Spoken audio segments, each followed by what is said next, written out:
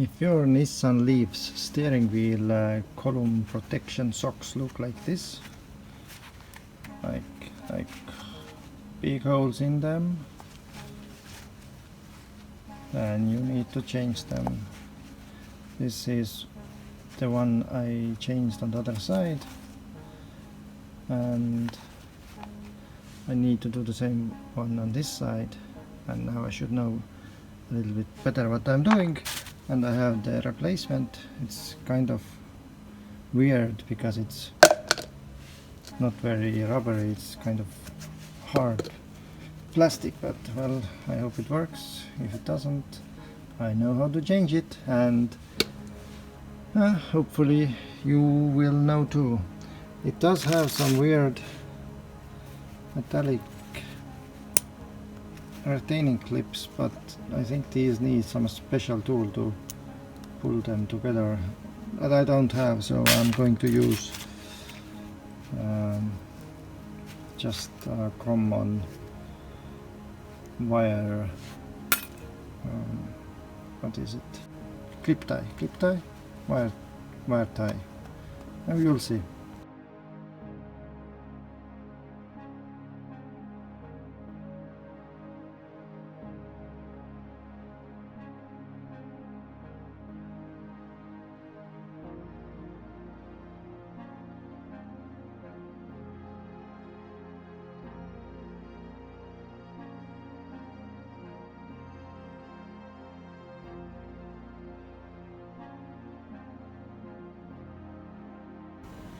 Now the necessary steps are take off this bolt, release this bolt, but before releasing it make sure to mark it down so you exactly know how far you should put this bar back, because this affects how straight your wheels are running on the road. If you mess it up, you will misalign your wheels and they will start wearing more, and because they are misaligned and doesn't run parallel to each other. So this bolt first, then marking this and taking this apart, and then we can deal with the rubber casing. And if you wonder in case you're wondering what's wrong with it, well, this is, oh my god, this looks even worse than the other side. It's completely broken apart. Okay.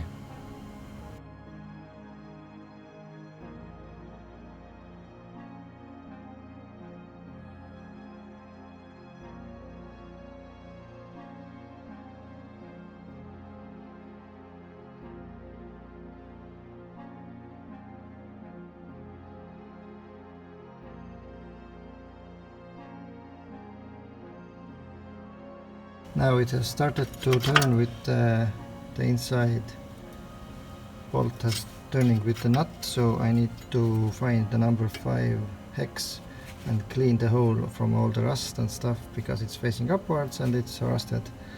So after I clean it and I get the number 5 in there, you can hold with the X and turn with the wrench.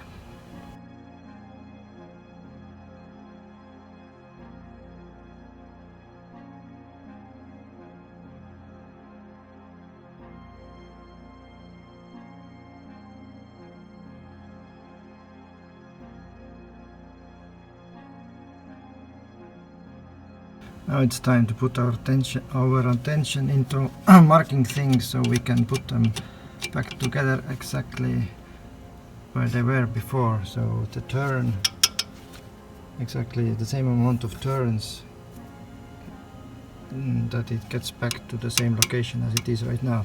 So we will do this by first making a line here that we can later use, and I will make a mark here on this nut. So these two must line up, and they cannot probably line up if I have it one turn further or one turn back, then those two should not line up, and I'm cleaning this place up and use a black marker to make a mark here on both of these. And when I open it, I'll just try not to press on this side with the wrench, and I also mark which side is the inside for the nut when I put it back. Now I need to break it open, and then you can just pull it down and count the turns, how many turns it takes it to come out, and I will write it down. Oh, one more thing, third marker. So when I'm putting this nut back, to know how far it should go, there is some line of it's probably cleaner from this side on, but I will also on this angle mark a black line here, so I should have some idea that if I look at this angle and see the line here, then my nut is far enough when I'm putting it back.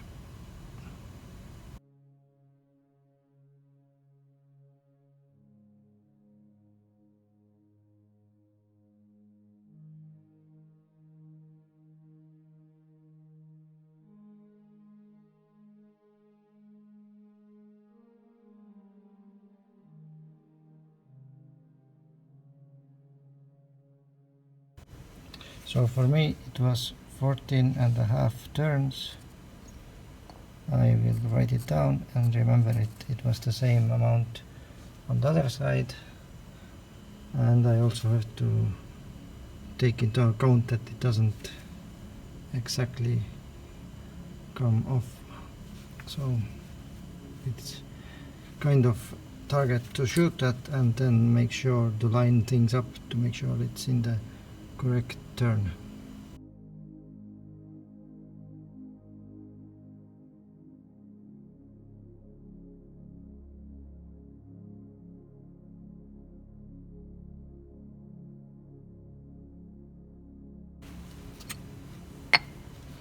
So it looks like this one also has never been changed. Looks really bad. It was broken like this. And the joint seems to be fine and still lubricated and not rusted, so I hope I got away easily. I'll add some more lube here and put the new cover on. Yeah, let's do that now.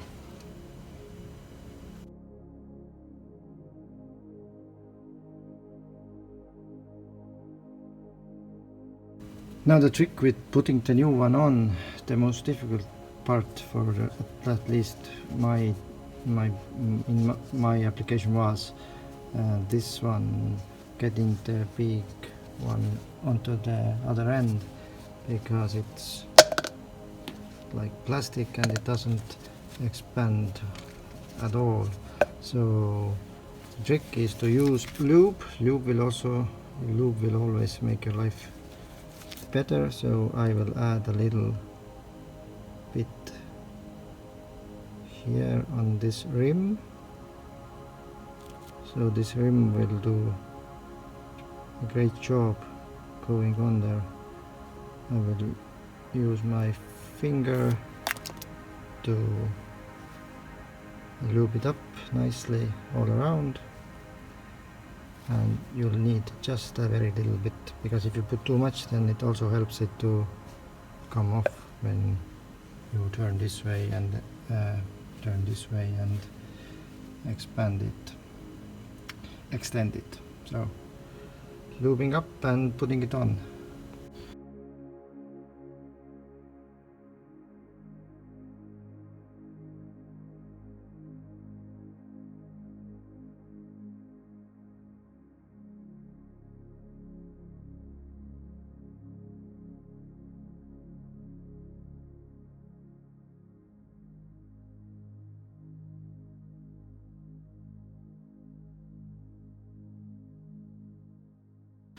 Now it gave me a little battle, but I got it on. Definitely do not forget that this is a steering wheel column, and you can extend and retract it to help you.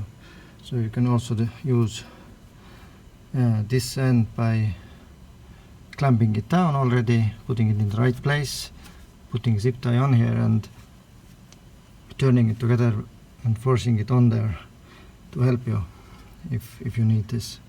It would be better if you can, of course, just slide it on without the extra pushing. But anyway, a little bit more lube was necessary and pulling it with tweezers, but now it's on, and I will probably use the old zip tie for the front one because it's more sturdier than my big household ones, but hey, those all will do, I hope.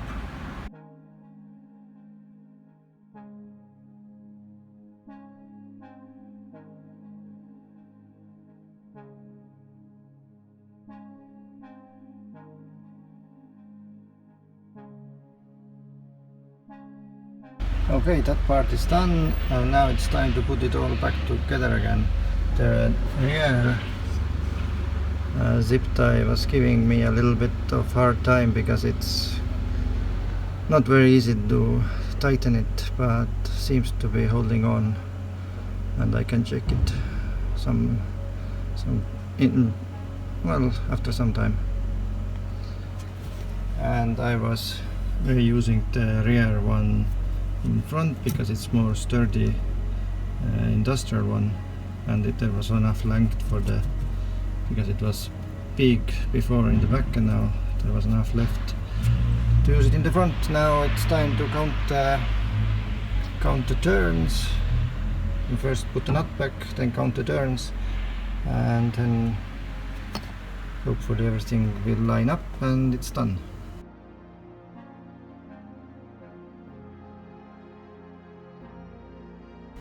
Something I just discovered that you might want to know: this thing is able to fully turn around inside that ball socket, so be careful not to turn it around because all the alignment will then be fucked up. So you can hold with a smaller wrench here and then turn the nut where it was before. Just don't. That's why you should mark the arm itself too. Maybe I would have missed otherwise that it was also turning.